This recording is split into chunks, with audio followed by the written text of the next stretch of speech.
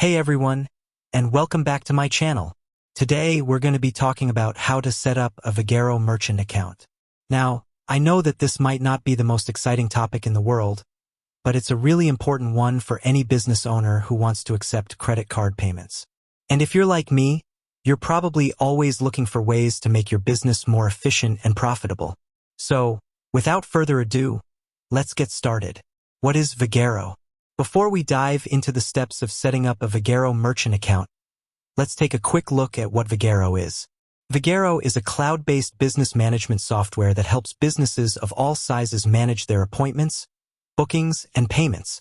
It's a great tool for businesses like salons, spas, fitness studios, and medical practices. Why use Vagaro? There are a number of reasons why you might want to use Vagaro. Here are a few of the benefits. Easy to use. Vagaro is very user-friendly, so you won't have to spend a lot of time learning how to use it. Affordable. Vagaro offers a variety of pricing plans to fit your budget. Secure. Vagaro uses industry-leading security measures to protect your customers' data.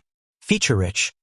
Vagaro offers a wide range of features, including online booking, appointment reminders, and customer management.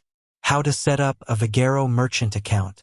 Now that we know what Vagaro is and why you might want to use it, let's talk about how to set up a Vagaro merchant account. Step 1. Sign up for a Vagaro account. The first step is to sign up for a Vagaro account.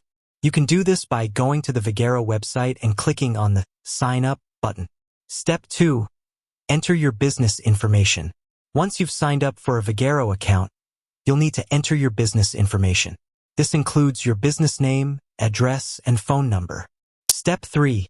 Choose a payment processor. Vagaro offers a number of payment processors to choose from. You'll need to select the payment processor that you want to use. Step 4. Enter your payment processor information. Once you've selected a payment processor, you'll need to enter your payment processor information. This typically includes your merchant ID, terminal ID, and API key. Step 5. Activate your merchant account. Once you've entered your payment processor information, you'll need to activate your merchant account.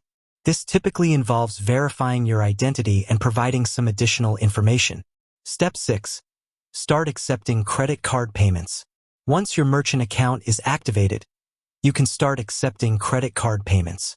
You can do this by using the Vagaro payment processing terminal or by using the Vagaro online booking system. Additional tips.